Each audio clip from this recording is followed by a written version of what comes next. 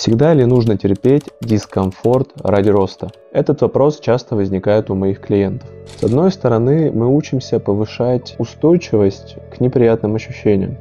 Многие переоценивают угрозу и недооценивают себя. Но с другой стороны, рост не должен идти всегда через преодоление себя.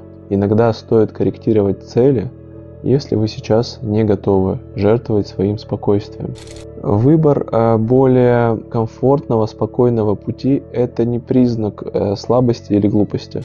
Это уважение к себе и понимание своих возможностей. В своей практике я часто сталкиваюсь с тем, что клиенты ругают себя за то, что они выбирают более щадящий путь. Но важно помнить, победа любой ценой не нужна, даже если вы готовы платить. Баланс между развитием и принятием реальности – это и есть ключ к более гармоничной жизни.